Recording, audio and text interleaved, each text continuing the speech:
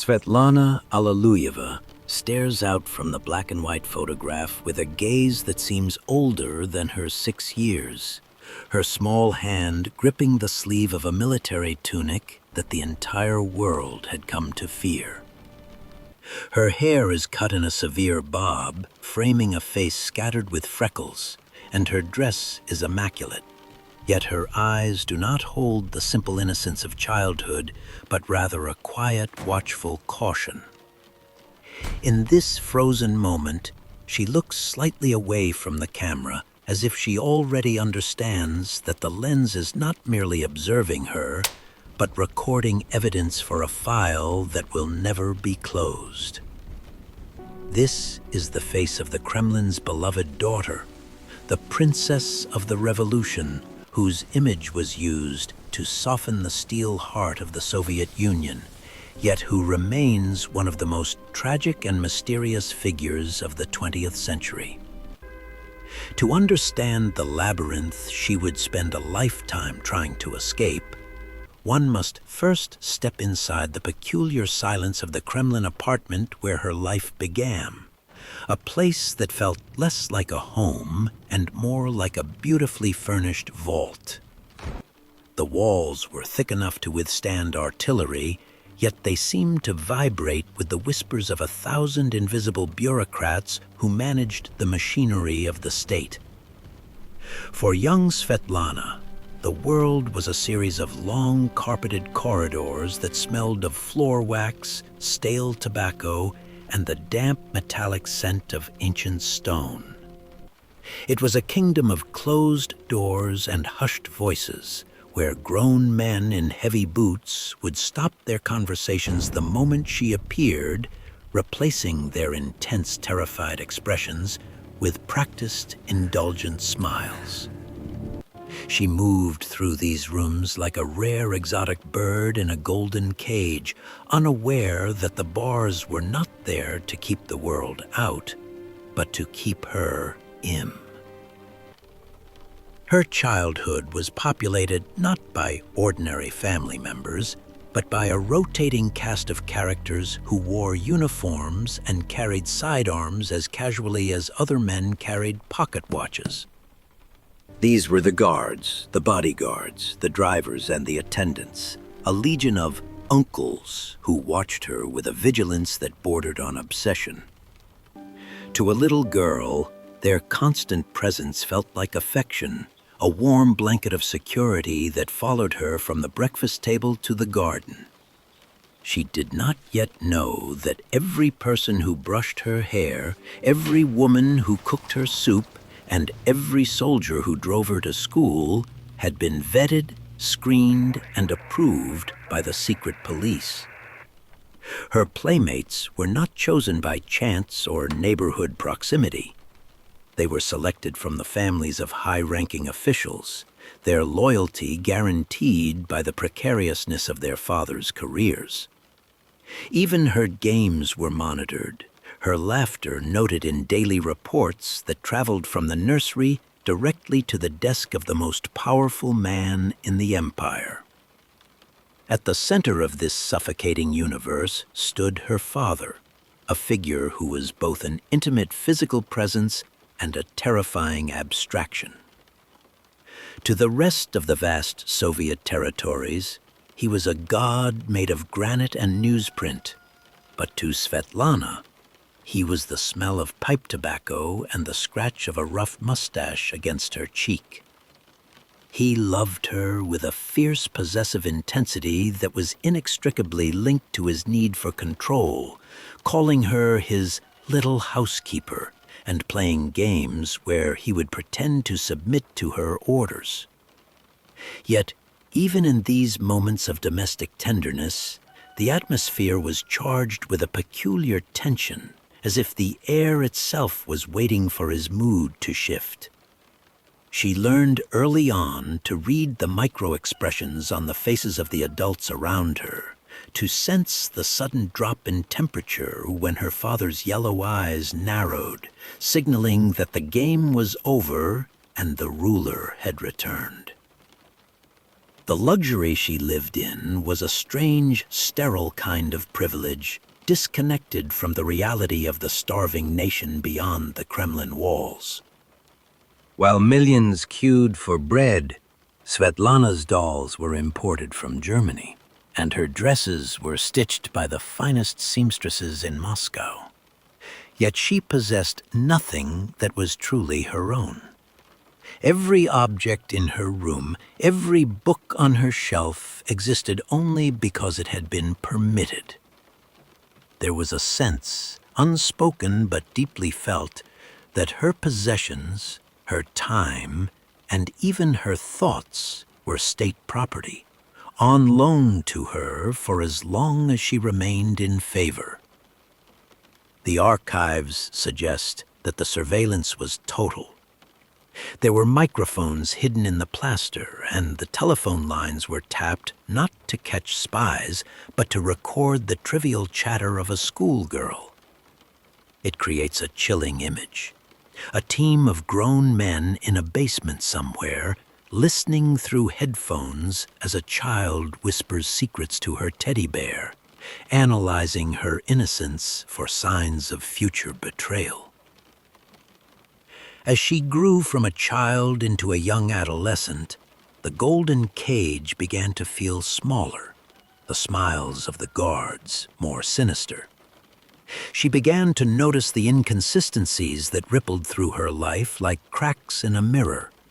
The sudden disappearance of a favorite aunt, the way certain names were never mentioned again, the inexplicable vanishing of neighbors who had been there one day and gone the next.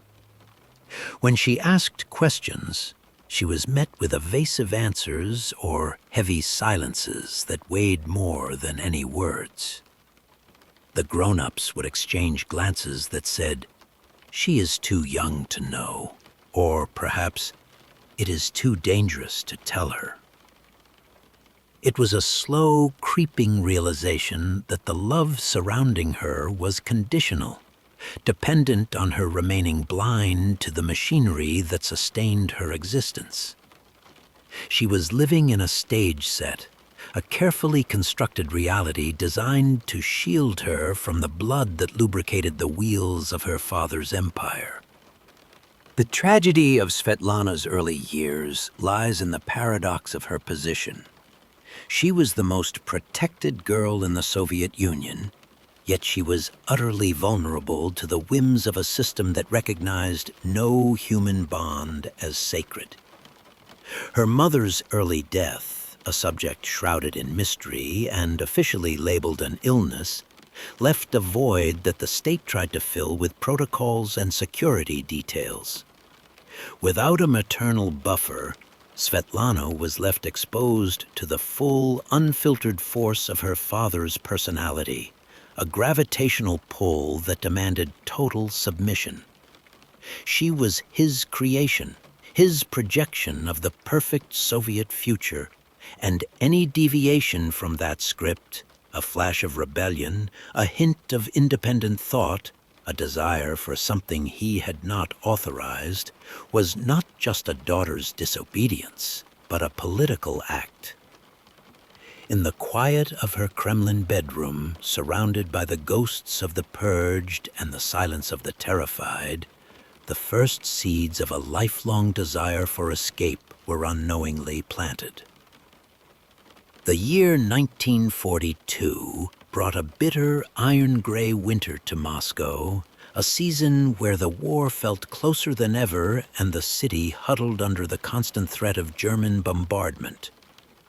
It was against this backdrop of blacked-out windows and air raid sirens that Svetlana, now 16 years old, stumbled into a world far more dangerous than the front lines, the world of unauthorized emotion. She met Alexei Kapler at a party in the apartment of her brother Vasily, a chaotic gathering of Air Force pilots and artists that felt worlds away from the sterile silence of her father's quarters. Kapler was everything the Kremlin was not. He was warm, he was funny, and he possessed a dangerous worldly charm that seemed to vibrate with life. A renowned filmmaker and screenwriter, nearly twice her age, he wore his suits with a casual elegance and spoke of literature and cinema with a passion that ignited a fire in Svetlana's sheltered soul, offering her a glimpse of a life where duty was not the only currency. He became her guide to a secret Moscow, a city of shadows and stolen glances that existed beneath the heavy boot of the state. They would meet in the darkened halls of the Mosfilm studios or walk for hours through the snow-dusted streets, their breath mingling in the freezing air as they discussed Hemingway and poetry, subjects that felt illicit in a time of total war. To Svetlana, Kapler was not just a man. He was a window thrown open in a stifling room, allowing her to breathe fresh air for the first time. He called her by affectionate diminutives, treated her as an equal, and looked at her not as the daughter of the general secretary, but as a young woman with a mind and a heart of her own. For a few brief, delirious months, she allowed herself to believe that the rules of the universe had been suspended, that the war and the guards and the towering figure of her father were merely distant thunder, unable to touch the quiet sanctuary of their connection. But in the Soviet Union, privacy was a bourgeois delusion, and unbeknownst to the lovers, their romance was being scripted in real time by invisible hands. They were never truly alone. Every stroll down a quiet alley was tracked by men in plain clothes who blended into the scenery, noting the duration of their conversations and the intimacy of their gestures. General Vlasic, the head of Stalin's personal security, orchestrated a surveillance operation that would have been impressive had it not been so grotesque. Microphones captured their phone calls, transcripts were typed up by indifferent clerks, and the innocent words of a teenage girl were analyzed for subversive intent. The dossier on Kapler grew thicker by the day, transforming him from a celebrated artist into a predator, a British spy, a Zionist agent, any label that would justify his removal.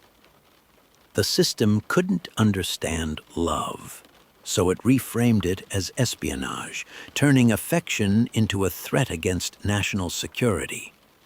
The tension mounted with the inevitability of a Greek tragedy, the air around them growing heavy with unsaid warnings. Friends began to whisper to Kapler, urging him to leave Moscow, to go to the front, to disappear before it was too late. But he was intoxicated by his own narrative, believing perhaps that his art, or his genuine affection, would shield him. He didn't understand that in Stalin's eyes, his crime was not just dating a young girl. It was the audacity of crossing a boundary that belonged to the state. He was a Jew, a cosmopolitan, a man of questionable loyalty who had dared to touch the property of the supreme leader. The trap snapped shut in early 1943, not with a dramatic shootout, but with the terrifying bureaucratic efficiency of the NKVD. Kapler vanished. One day he was there planning their next meeting, and the next he was erased, swallowed by the Lubyanka prison, leaving behind only silence and a terrifying void where his laughter used to be. When the truth finally reached Svetlana, it shattered the glass walls of her innocence. She learned that Kapler had been arrested and sentenced to 5 years of hard labor in Vorkuta, a frozen hell in the far north, for the crime of anti-Soviet agitation, an absurd euphemism for loving the wrong woman. Consumed by a grief that quickly hardened into rage, she did the unthinkable. She marched into her father's office to confront the most feared man on earth. The scene that followed was not a conversation between a father and daughter, but a collision between a tyrant and his rebellious subject.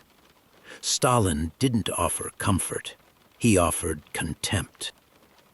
He threw the intercepted letters and photographs onto his desk, his face twisted in a mask of disgust, mocking her feelings and denigrating the man she loved with vile anti-Semitic slurs that revealed the depth of his paranoia. He looked at her with eyes that were no longer the warm yellow eyes of her childhood papa, but the cold, dead eyes of the dictator who had signed thousands of death warrants without a tremor in his hand. He paced the room, ranting about how Kapler was a British agent, a seducer, a traitor who had manipulated her for information. He tore up her photographs, ripping the smiling faces into jagged confetti, and in a moment of uncontrollable fury, he struck her. It was a physical manifestation of the brutality that underpinned his entire regime, a violent reminder that her body, her heart, and her future were his to command.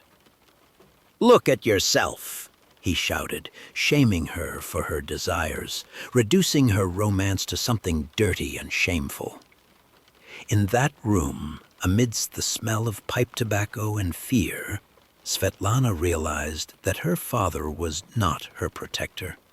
He was her jailer, and the love she felt for him began to curdle into a terrified resentment.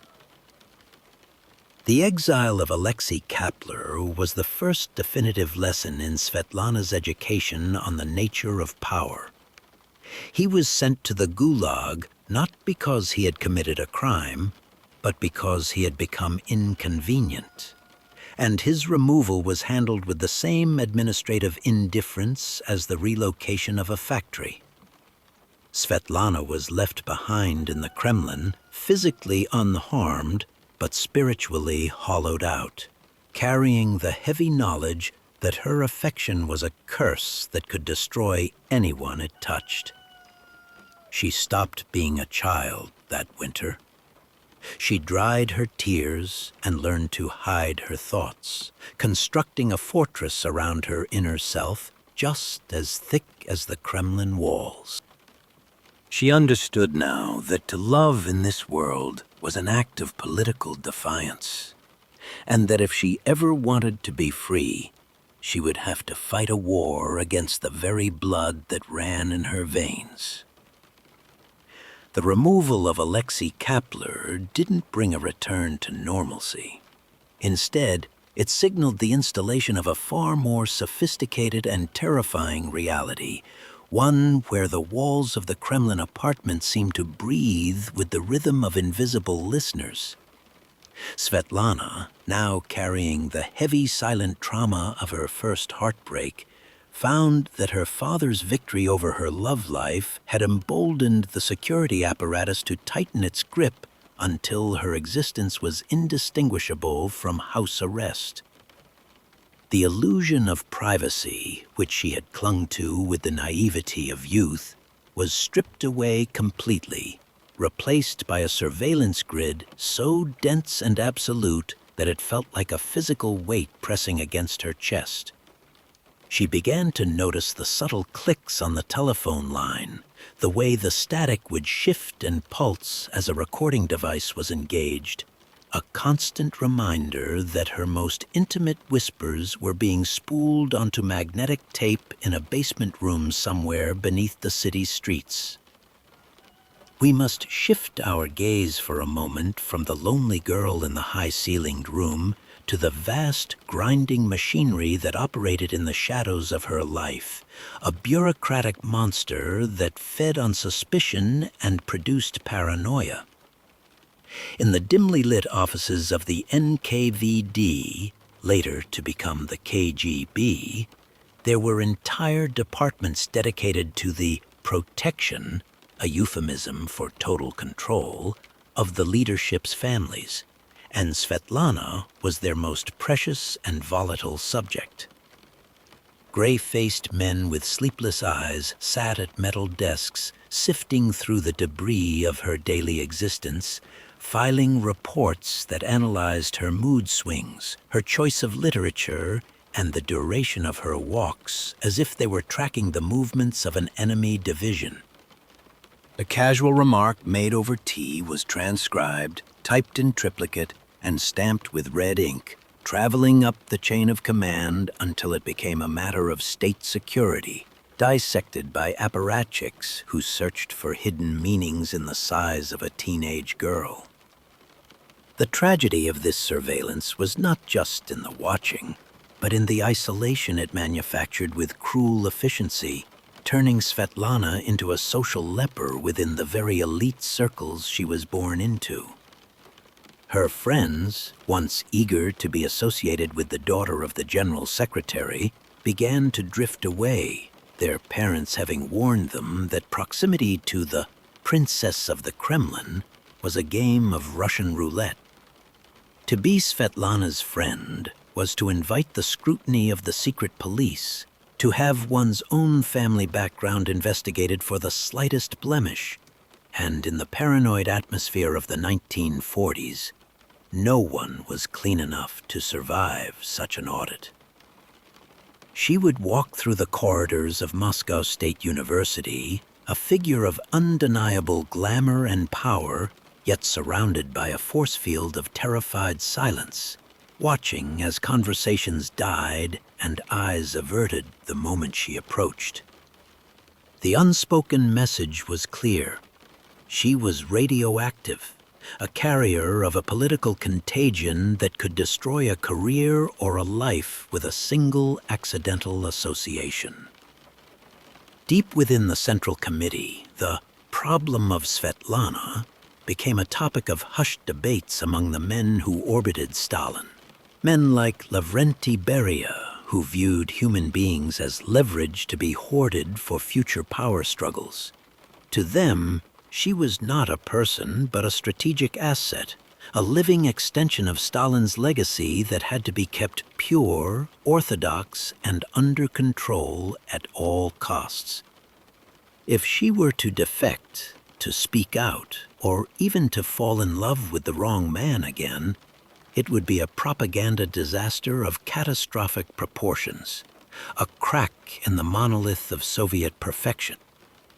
Thus, her emotions were nationalized, her desires treated as potential liabilities that had to be managed with the same ruthlessness as a grain shortage or a border dispute.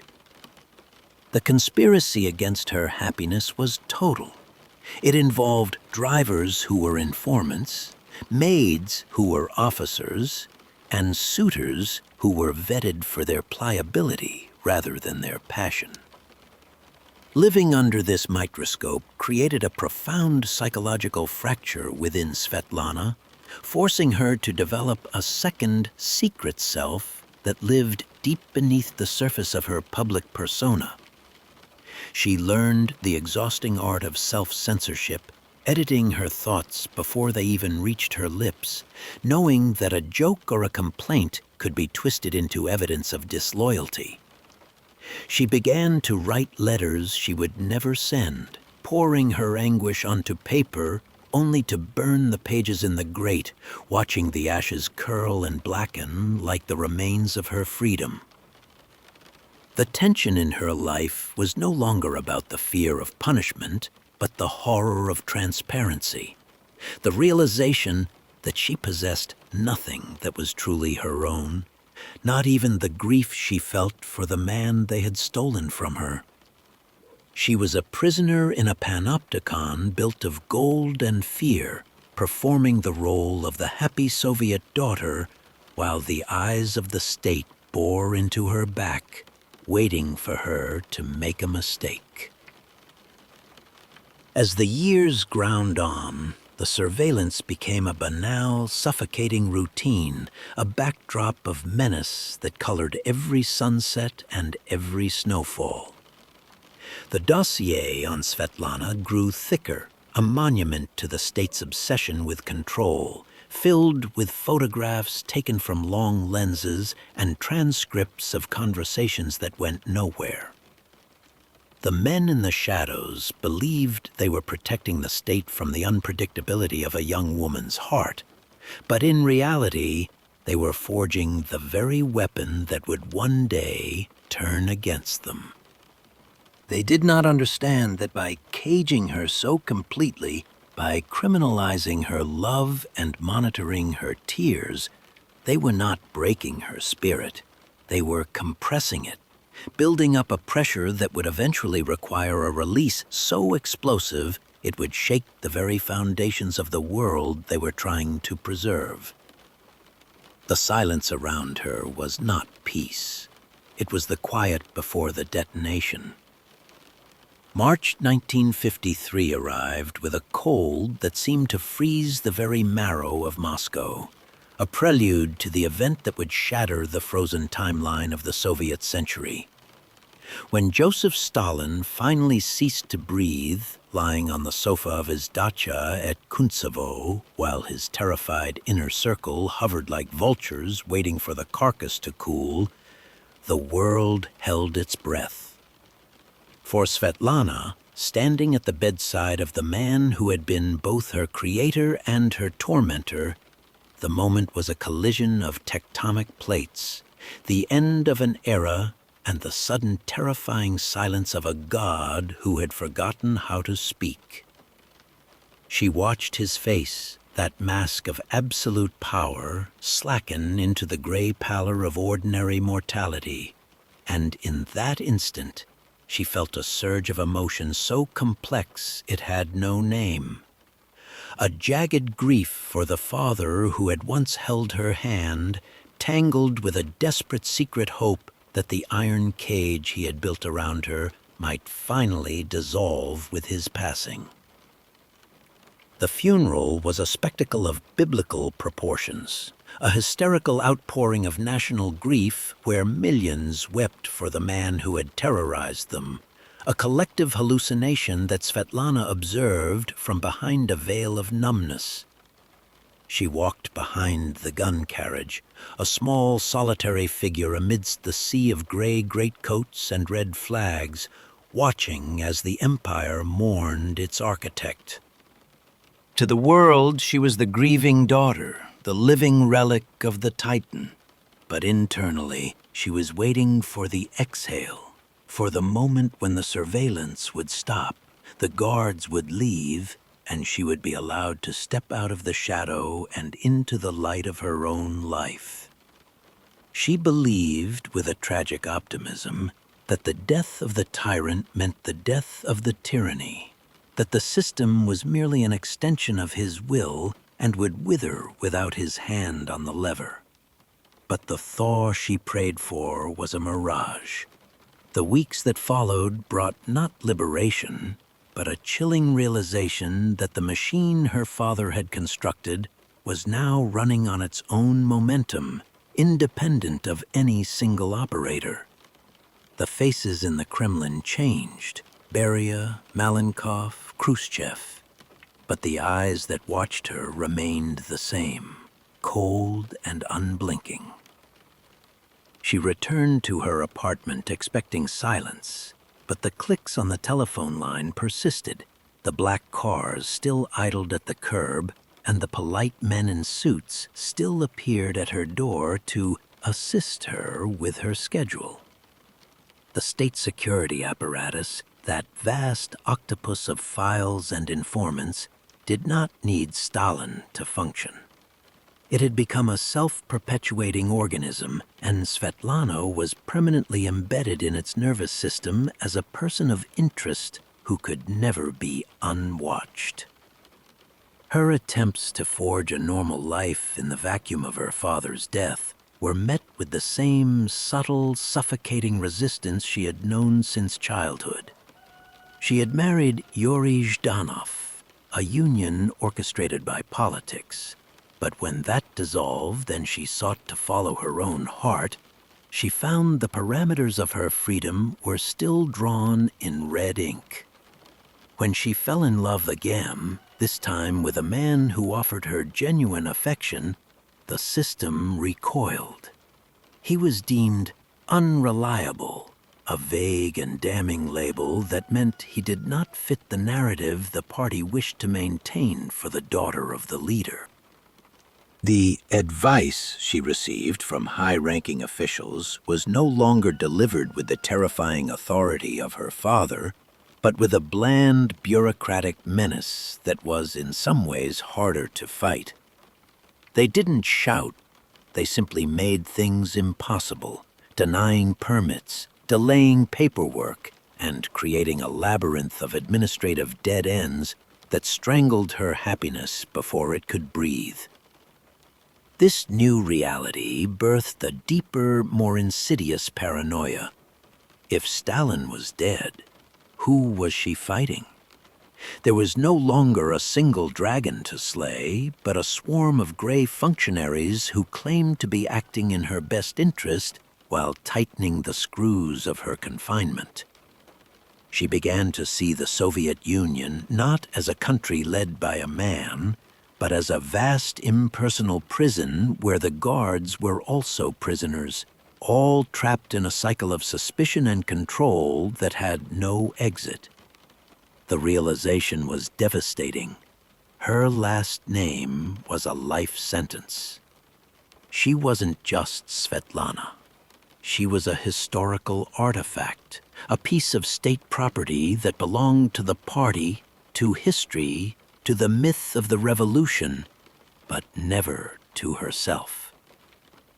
The conspiracy of her life deepened as she understood that the true horror of the system was its durability. It had survived the death of its god, absorbing his power and redistributing it into the hands of a committee that feared her potential to disrupt their fragile new order. They watched her not because they loved her, but because they feared what she represented, the inconvenient truth of the past, the human cost of the utopia they claimed to be building. As the 1950s wore on, Svetlana walked through a Moscow that was ostensibly changing, with the thaw promising a new openness. Yet she remained frozen in the amber of her father's legacy. She was a woman haunted by a ghost that the rest of the country was trying to forget, trapped in a paradox where she was the most privileged victim of the regime, a princess in a tower who had discovered that the dragon was dead, but the door was still locked from the outside. The 1960s brought a strange, deceptive warmth to the Soviet capital, a cultural thaw that allowed foreign ideas and faces to drift into the gray monolith of Moscow like seeds carried on the wind.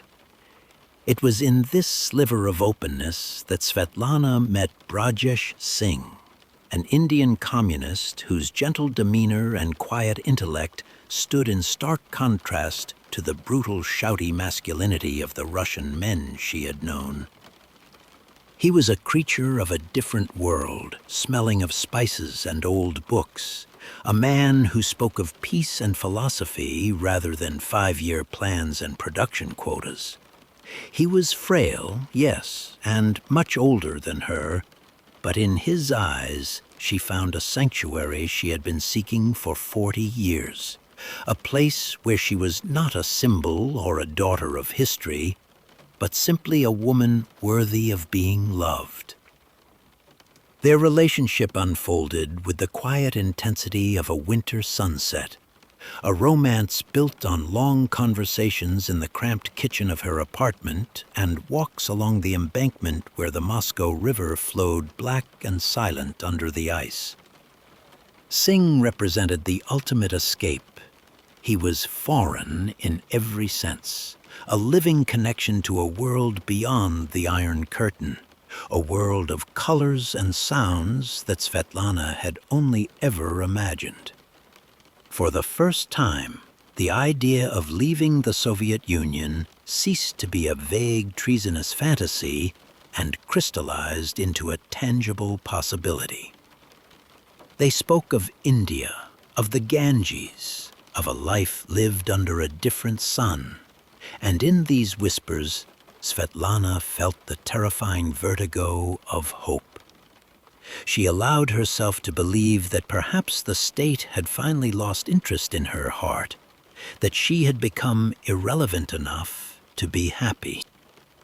But the Soviet system did not believe in irrelevance, and it certainly did not believe in coincidences. Just as they began to plan a future, to discuss marriage and travel, Singh's health began to deteriorate with a suddenness that felt unnatural.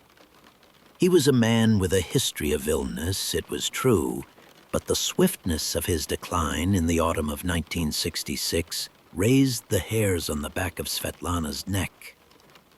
He was admitted to a Kremlin hospital, that sterile fortress where the elite went to be cured or to die, depending on the needs of the state. There, surrounded by the best doctors in the empire, he faded away, his life draining out of him while nurses with expressionless faces adjusted drips and checked charts.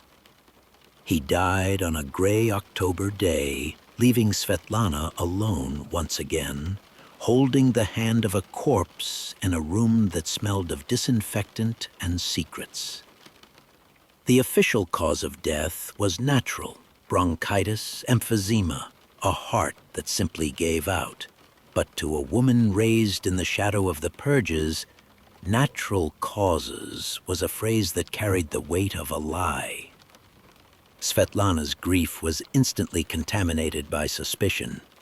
Had he been allowed to die? Had his medication been altered?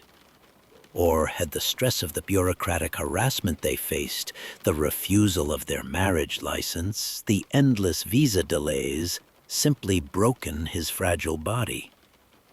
She demanded answers, storming into offices with eyes red from weeping, but she was met with the impenetrable wall of Soviet polite refusal.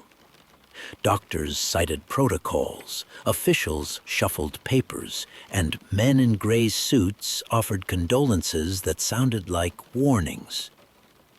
"It was his time, Svetlana Yosifovna," they said, their voices smooth and empty.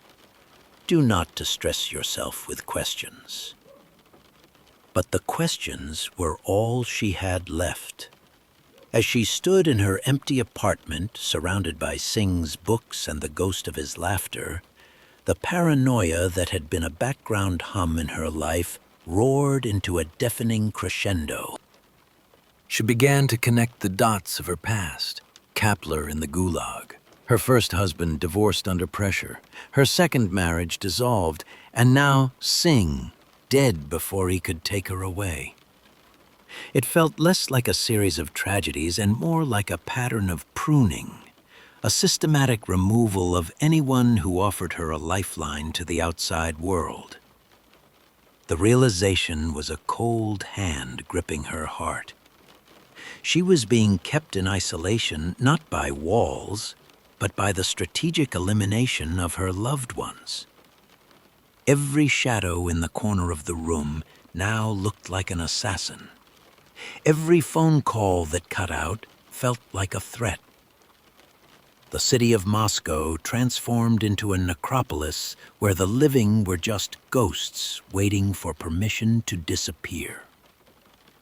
She looked at the faces of her friends, her children, even the strangers on the street, and wondered who would be next. Was she a cursed woman, a carrier of death?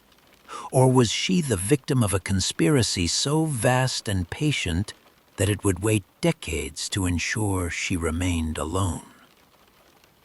The death of Brajesh Singh did not just break her heart. It broke her last tether to the illusion that she could live a private life within the Soviet borders.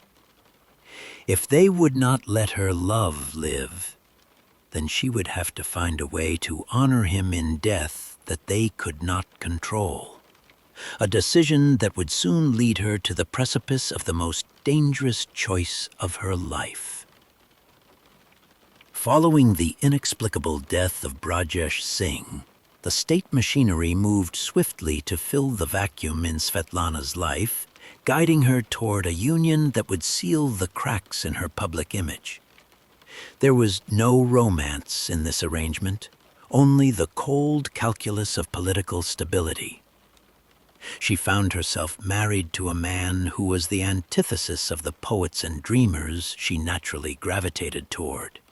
A man who was suitable in every way that mattered to the Central Committee. He was ideologically sound, historically unblemished, and safe, a human anchor designed to keep the unpredictable ship of her emotions moored firmly in Soviet waters.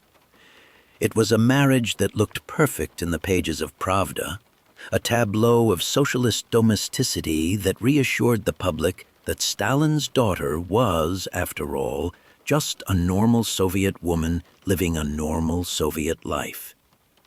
But behind the heavy curtains of their designated apartment, the reality was a suffocating pantomime. Svetlana moved through the rooms like an actress who has memorized her lines but lost the plot of the play.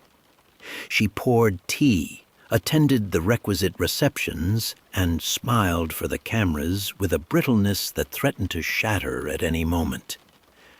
The air in the house was thick with unspoken resentments and the dull, grinding friction of two strangers forced to share a life.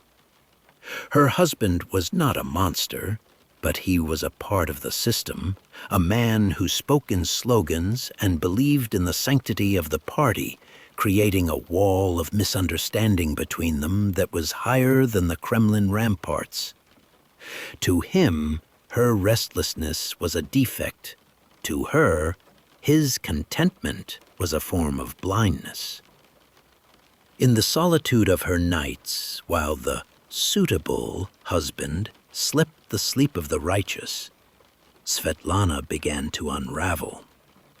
She retreated into the only sanctuary she had left, the pages of her secret journals. Here, in a handwriting that grew more jagged with each entry, she poured out the truth that she could never speak aloud.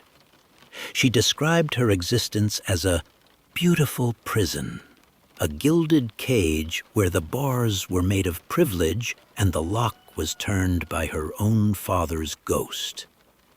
She wrote of a soul that was starving in the midst of plenty, of a desire for freedom that felt like a physical ache in her chest. These journals were dangerous artifacts, evidence of a mind that had defected long before the body would follow. If the KGB had found them, they would have been proof of anti-Soviet agitation far more damning than any conversation with a foreigner.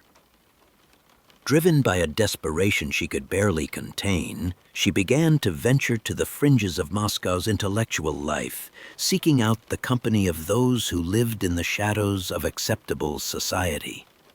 She met with dissidents, with abstract painters whose work was banned, with writers who circulated typed manuscripts of forbidden novels, the Samizdats that served as the underground lifeblood of the intelligentsia. These meetings were fraught with peril. They took place in cramped kitchens filled with cigarette smoke and the smell of boiling potatoes, where the radio was turned up loud to foil the listening devices.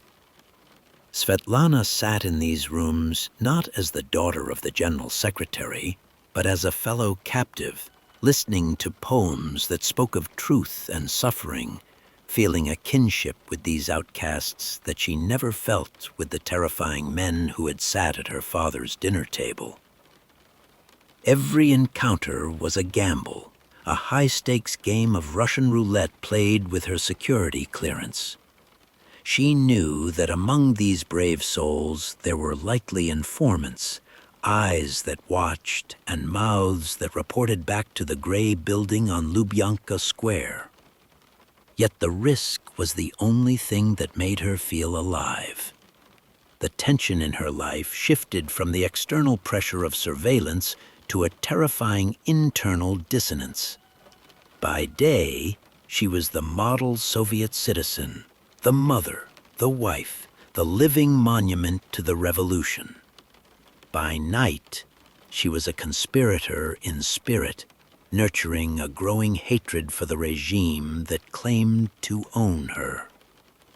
She was living a double life, split down the middle by a fault line of secrets.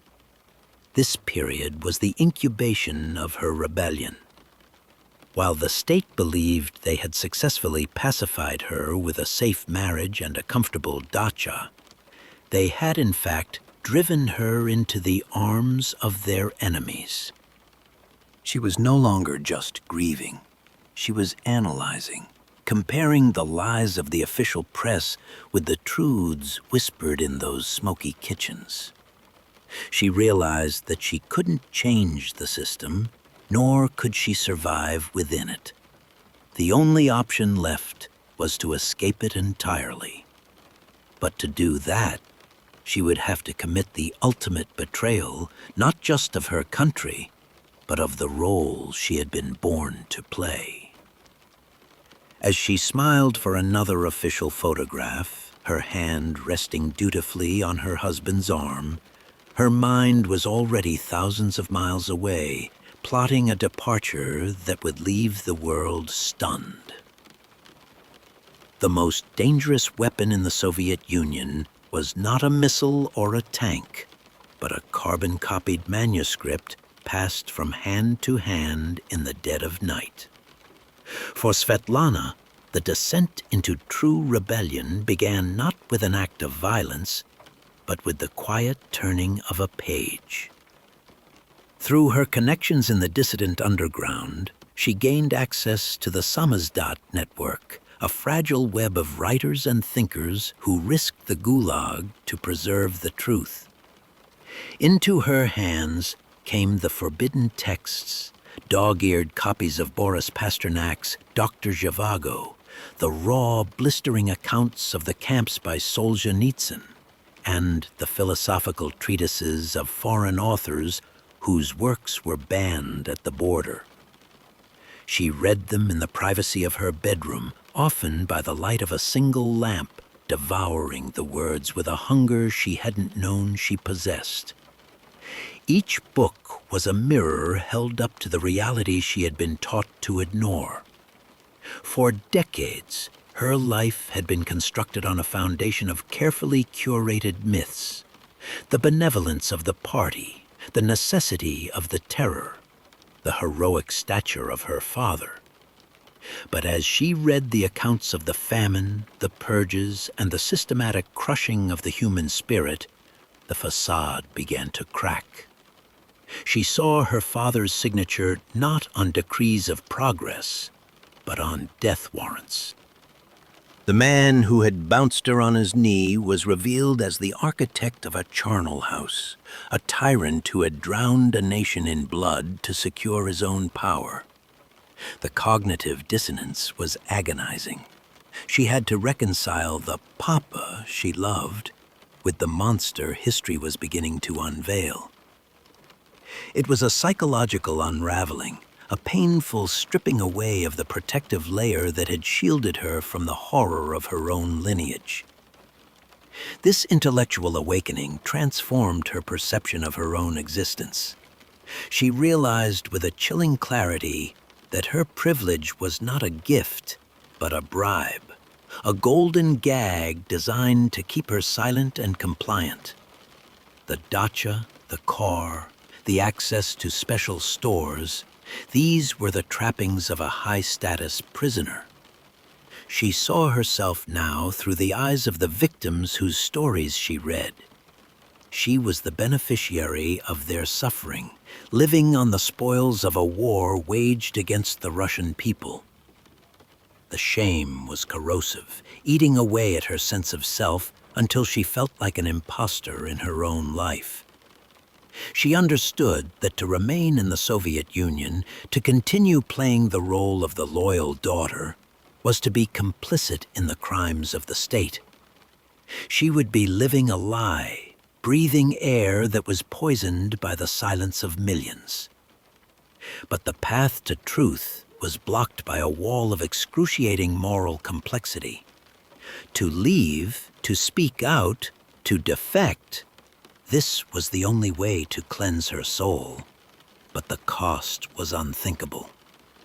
It meant abandoning her children, Joseph and Katya. They were young adults now, entrenched in the system she despised, but they were still her flesh and blood. The Soviet state held families hostage with the ruthlessness of a gangster. If she fled, the retribution would fall on them. They would be the children of a traitor, their careers destroyed, their lives shadowed by the KGB, perhaps even their freedom taken. She looked at their faces across the dinner table, her heart hammering with the secret she couldn't share, torn between the duty of a mother and the imperative of a human being who can no longer live in darkness. The dilemma was a razor's edge that cut her every day. Staying meant suffocating slowly, becoming a hollow shell of a woman who endorsed a regime she loathed. Leaving meant inflicting a terrible wound on the people she loved most. She wrestled with the question in the long, sleepless nights. Was it better to be a good mother in a bad country, or a free woman who had sacrificed her family for the truth? The books she read offered no easy answers, only the confirmation that freedom always demanded a price. She began to see her departure not as an abandonment, but as a necessity, a belief that she could not save them if she herself was drowning. The decision began to crystallize, hard and cold as a diamond. She would choose the unknown terror of freedom over the familiar comfort of the lie, knowing full well that this choice would haunt her for the rest of her days. The decision to defect did not arrive as a lightning bolt, but as a slow accumulating pressure, a glacier carving its way through the landscape of Svetlana's mind. She began to construct the architecture of her escape in the deepest silence, a conspiracy of one. To speak of it was to kill it. A single whispered word to a friend, a hint dropped to her children, a carelessly left note, any of these could trigger the tripwire that would bring the full weight of the KGB crashing down upon her. She moved through Moscow like a ghost, her exterior calm and compliant, while inside, her thoughts were a whirlwind of maps, schedules, and contingencies. She was playing a game of chess against the most paranoid intelligence agency in the world, and she knew that she had only one move. Her opportunity arose from the ashes of tragedy. The death of Brajesh Singh provided the pretext she needed. A request to travel to India to scatter his remains in the Ganges, as was his final wish. It was a request grounded in sentiment and tradition, difficult for even the soulless bureaucrats of the Kremlin to deny without seeming monstrous. After weeks of agonizing delays, interviews with stony-faced officials, and subtle negotiations, permission was granted. But it was a conditional freedom. She would travel under the watchful eye of the Soviet ambassador in New Delhi, her passport held, her movements tracked, her return date fixed in stone. She was allowed to leave the cage, but the chain remained around her neck. Landing in India was an assault on the senses, the heat, the colors, the chaotic noise of a world that lived without the gray filter of Soviet discipline. Yet even amidst the funeral rituals in the village of Kalakankar, the shadow of Moscow lay long over her. Soviet officials hovered at the periphery of her vision, guides who were really guards, ensuring that her grief did not evolve into disobedience. She performed her duties, scattered the ashes into the sacred river, and felt the finality of Singh's departure. But as the days ticked down toward her scheduled return to the USSR, the panic began to rise. The thought of stepping back onto an Aeroflot plane, of returning to the silence, the lies, and the dead air of her apartment was physically repellent. She knew that if she went back now, she would never be allowed to leave again.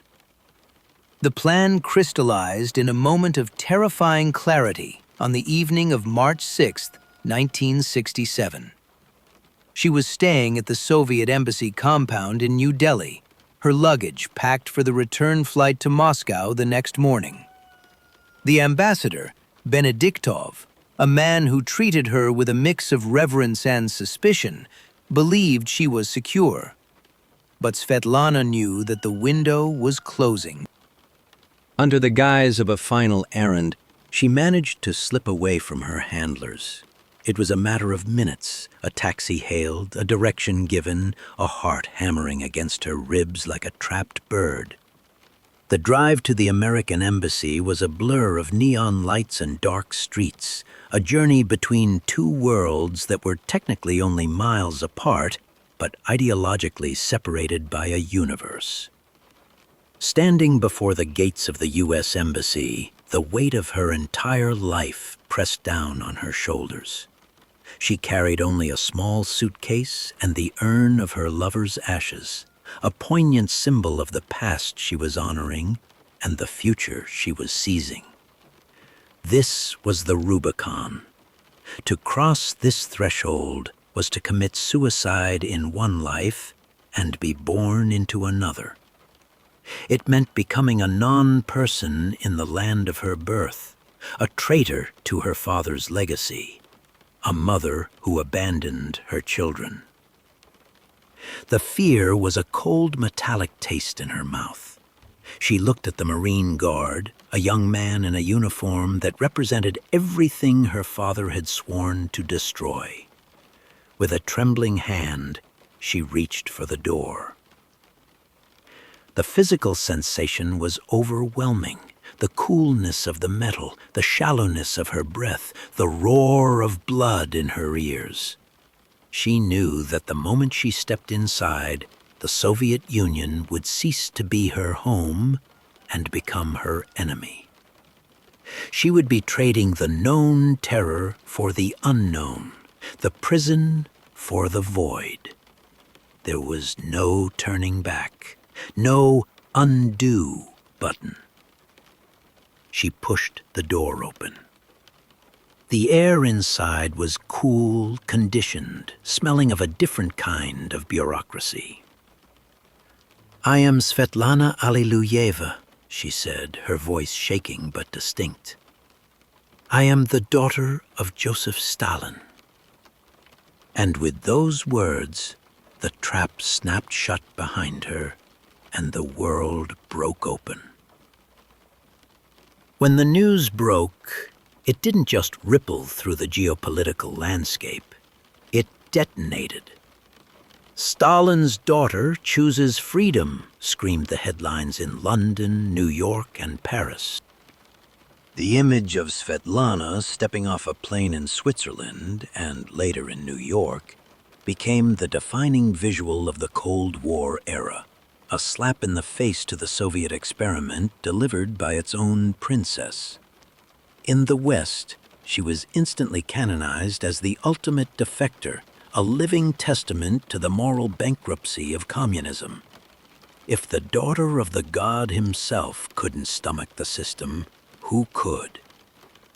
She was paraded, interviewed, and celebrated, her soft voice and articulate English becoming a weapon in the ideological arsenal of the free world. It was a propaganda coup that the CIA could never have engineered on its own, a gift that fell into their lap with the weight of history. But in the shadowed corridors of the Kremlin, the reaction was a mix of apoplectic rage and frantic damage control. The Politburo convened in emergency sessions, ashing cigarettes into overflowing trays as they tried to comprehend the magnitude of the betrayal. This was not just a defection, it was a desecration. Svetlana had not only left, She had taken the mystique of the Stalin name and handed it to the Americans. The order went out immediately. Neutralize the narrative. The Soviet press, usually so vocal, fell into a stunned silence before pivoting to a coordinated smear campaign. They painted her as a mentally unstable woman, a hysteric prone to fits of madness, a weak soul corrupted by Western agents and the grief over her Indian lover. They claimed she had been kidnapped, drugged, coerced by the CIA, anything to avoid admitting that she had simply chosen to leave. The true brutality of the state's response, however, was reserved for those she left behind. In Moscow, the atmosphere around her children, Joseph and Katya, turned instantly toxic.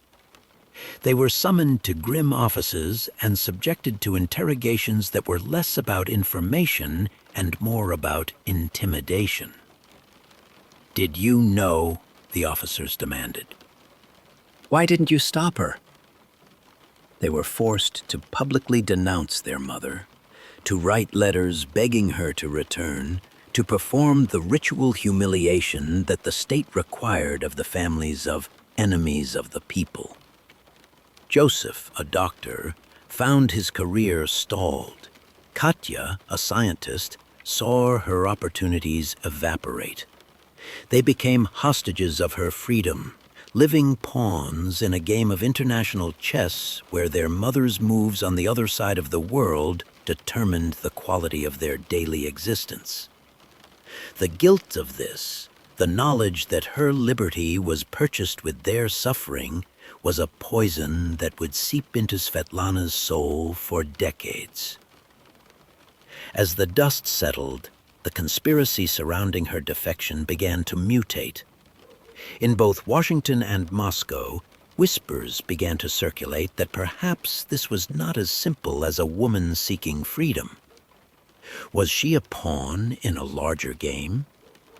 Had the CIA been cultivating her for years through intermediaries? Or, more darkly, had factions within the KGB allowed her to leave, seeing her departure as a way to finally bury the ghost of Stalin and move the country forward? The timing was suspicious, the ease of her exit from India puzzling. How had she walked out of a Soviet embassy compound without being stopped? Why had her passport been returned to her at just the right moment? The questions lingered like smoke. Svetlana herself began to wonder if her impulsive decision had been guided by invisible hands, if the doors that opened for her had been unlocked by someone else. Her life became a hall of mirrors. In the West, she was a celebrity, but she was also a specimen, analyzed by Kremlinologists and psychologists who treated her like a rare insect. She was surrounded by lawyers, publishers, and intelligence officers, all of whom had a stake in her story. The millions of dollars she earned from her memoir, 20 Letters to a Friend, became a source of contention and confusion. She gave much of it away, overwhelmed by a capitalist system she didn't understand. She found herself trapped in a new kind of surveillance, one driven by paparazzi and public curiosity rather than the secret police. The freedom she had sought was turning out to be a complex, noisy, and disorienting reality. She had escaped the Soviet Union, yes, but she had not escaped the role of being a symbol. She was no longer Stalin's daughter, but she was now the defector, a character in a global drama that had little to do with the lonely woman who just wanted to be left alone. The realization began to dawn on her. She had traded one form of control for another, and the forces pulling her strings were now global, invisible, and utterly indifferent to her happiness. America was vast, loud, and brightly colored, a sensory overload for a woman whose eyes were adjusted to the monochrome palette of Moscow. Svetlana arrived as a conqueror, greeted by cheering crowds and the flashbulbs of a ravenous press, but the euphoria was fleeting.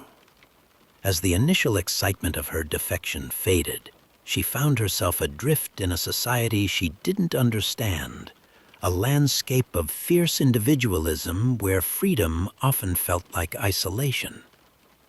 She had traded the suffocating embrace of the collective for the cold indifference of the market, and the transition was brutal.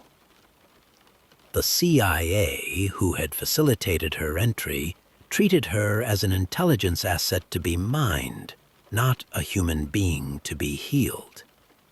They debriefed her for hours, hungry for details on the inner workings of the Kremlin, frustrated when she spoke instead of her father's domestic habits or her own spiritual quest. They wanted blueprints. She gave them poetry. Her memoir, 20 Letters to a Friend, became an international bestseller, making her a millionaire overnight, a concept so alien to her that she gave away vast sums to charities and impulsive causes, baffling her financial advisors.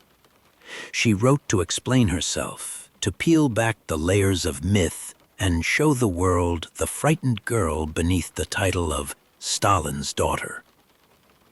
But the public didn't want nuance. They wanted a caricature. To the anti-communists, she was a saint who had seen the light. To the leftists, she was a traitor who had sold out her country for American dollars. She was dissected in op-eds, psychoanalyzed on talk shows, and reduced to a political talking point. Her complex, tragic love for her father was flattened into a simple narrative of rejection. She realized with a sinking heart that in the West, just as in the East, she was not permitted to define her own identity. She was a mirror in which millions of strangers saw their own political biases reflected back at them. Driven by a restless need to escape this new form of imprisonment, she began a nomadic existence, moving from the manicured lawns of Princeton to the rugged forests of Wisconsin, from the desert of Arizona to the damp streets of Cambridge. She changed her name to Lana Peters, a generic suburban moniker that she hoped would act as a camouflage, allowing her to disappear into the crowd at the supermarket. She married again to an architect named Wesley Peters in a brief, chaotic union that produced a daughter, Olga, but ended in bitterness and debt. This American marriage, like her Soviet ones, crumbled under the weight of her history and her unmanageable expectations. She was seeking a home that didn't exist, a place where she could be simply a woman, unburdened by the ghosts of the millions her father had killed. But the ghost of Joseph Stalin was a tenacious traveler. He had cleared customs with her and sat in the corner of every room she inhabited. His shadow fell over her relationships, her interviews, her quiet moments of reflection. When she looked in the mirror, she saw his eyes staring back at her, those yellow, tiger-like eyes that had terrified an empire.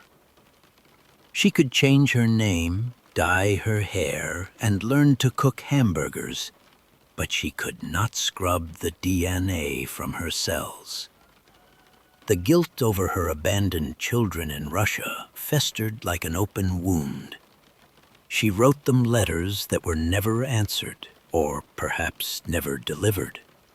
She imagined their lives, their resentment, the way the Soviet state was undoubtedly punishing them for her sins. The freedom she had purchased at their expense tasted like ash in her mouth. The existential tension of her life in the West became unbearable. She had believed that freedom was a place, a geographic location one could travel to, like Paris or Bombay. Now she understood that freedom was a state of mind, and hers was permanently occupied by the totalitarian structures of her upbringing. She saw the KGB in the shadows of American suburbs. She saw conspiracy in the friendly questions of neighbors. She was a woman who did not fit anywhere. Too Russian for America, too American for Russia, too damaged for peace. She had escaped the cage of the Kremlin only to find herself trapped in the cage of her own celebrity, a zoo animal transferred from one enclosure to another, still pacing, still watched, still utterly, devastatingly alone. The realization was a slow, crushing weight. There was no defecting from yourself. The year 1984 was synonymous with totalitarian nightmares in the Western imagination. Yet it was in this very year that Svetlana Alliluyeva chose to step back into the one she had escaped. The news of her return to the Soviet Union struck the world with the force of a hallucination. It defied all logic, all political gravity. Why would the most famous defector of the Cold War, a woman who had burned her bridges with such spectacular public fire, voluntarily walk back into the prison house of nations? The images of her arriving at Sheremetyevo Airport, embracing the son she had abandoned 17 years earlier, were surreal. She looked older, heavier, her face etched with the exhaustion of a wanderer who has found no rest. To the Western press, it was a betrayal. To the Soviets, a propaganda miracle dropped from the heavens. "The prodigal daughter returns," the headlines crowed in Moscow, proof that life in the capitalist paradise was empty and soulless. Officially, the explanation was simple: maternal longing. She missed her children, Joseph and Katya. She wanted to see her grandchildren. She was a grandmother seeking reconciliation before the end. And there was truth in this. The ache of separation had never healed. But beneath the sentimental surface, the waters were murky and teeming with darker possibilities. Had she been lured back? There were whispers of contact with KGB agents in London, subtle promises made to a lonely, financially struggling woman about a dacha, a pension, a restoration of her dignity. Some conspiracy theorists suggested she was fleeing debts in the West. Others, that she was suffering from a mental breakdown orchestrated by psychological warfare. Was it possible that the long arm of Moscow had never truly let go? That they had played on her guilt and isolation until she walked back into the trap of her own volition? Her time in the USSR was a strange, suffocating dream. The authorities granted her Soviet citizenship again with the stroke of a pen, erasing her American years as if they were a bad dream. They installed her in a comfortable apartment, gave her a car and a driver, the familiar gilded cage reassembled around her. But the reunion with her children was a disaster. They were strangers to her now, hardened by the years of persecution her defection had caused. Her son Joseph was distant, her daughter Katya openly hostile. They looked at this Americanized woman with her foreign clothes and strange accent and saw not a mother, but a source of pain who had returned to disrupt their lives once more. The warmth she sought was nowhere to be found. Instead, she found the same cold suspicion the same watchful eyes of the neighbors, the same heavy silence of a society where everyone is afraid. She moved to Tbilisi in Georgia, her father's homeland, hoping to find some ancestral connection, some peace in the mountains. But even there, the ghost of Stalin was inescapable. He was everywhere, in the statues, in the museums, in the reverence of the old men who still toasted his memory with dark wine. She realized with a terrifying jolt that she had made a catastrophic mistake. The Soviet Union had not changed. It had simply stagnated. The surveillance was less overt, but just as constant. Her phone clicked. Her mail was opened. The friends who visited were reporting back to the center. She was not a free citizen. She was a trophy, a bird that had flown back to the aviary, proving that flight was futile. The mystery of this period lies in her sudden reversal. After less than 2 years, she petitioned to leave again. And in a twist that baffled everyone, the new leader, Mikhail Gorbachev, let her go. Why? Was she too much trouble?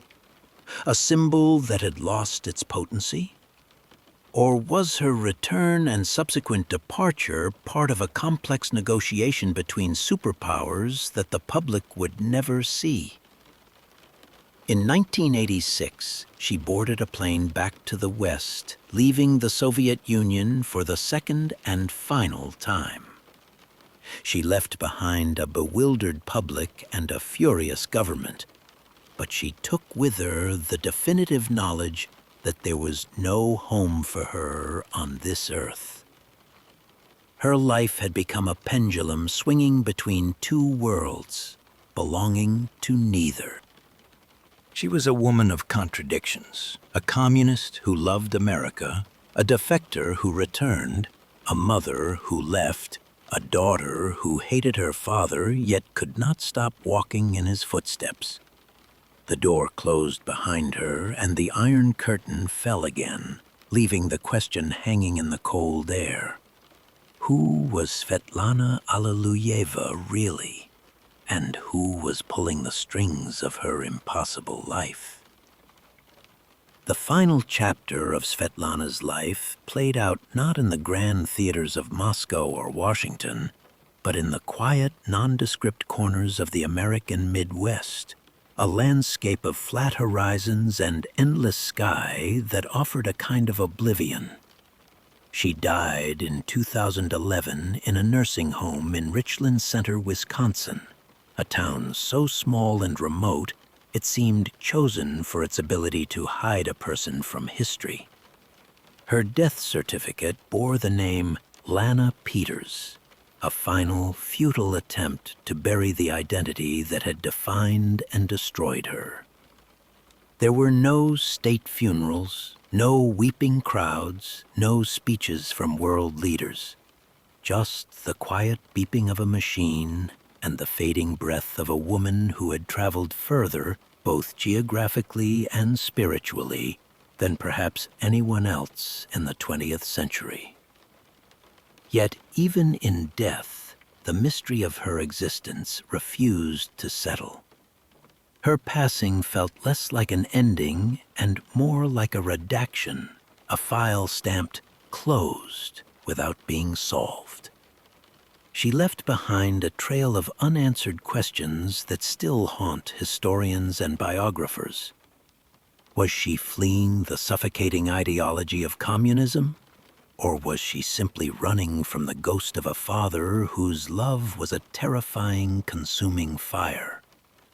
Was she a victim of the Cold War, a pawn moved across the board by the CIA and the KGB? Or was she the only truly free agent in a game where everyone else was following orders? Her journals, some published, others still rumored to exist in dusty archives, offer glimpses but no final verdict. They reveal a soul in constant torment, a woman who sought God in every religion, sought love in every man, and found only the reflection of her own broken childhood. The tragedy of Svetlana Alliluyeva is that she spent a lifetime running from a shadow that was cast by her own blood. She tried to be American, tried to be British, tried to be Georgian, but the world would only ever allow her to be one thing: Stalin's daughter. It was a title that was both a crown and a curse, a passport that opened every door and a prison key that locked them behind her. In the end, her life was a testament to the terrifying endurance of the past. You can defect from a country, you can change your name, you can cross oceans and burn bridges, but you cannot defect from your own history. It lives in the marrow, in the silence between heartbeats, in the eyes that stare back from the mirror. As we look back at her chaotic, painful, extraordinary journey, we are left with a single unsettling thought. Perhaps her life was not a series of contradictions, but a perfect reflection of the century she lived in, violent, divided, yearning for a freedom it could never quite define.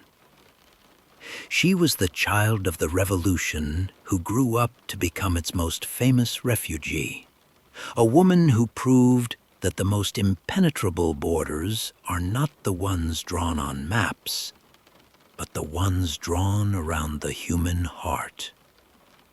Her story ends not with a period, but with an ellipsis, a lingering silence that asks us to wonder if anyone really ever escapes the sins of their fathers. The file on Svetlana is closed, but the archives of the Soviet era are vast and full of secrets waiting to be uncovered.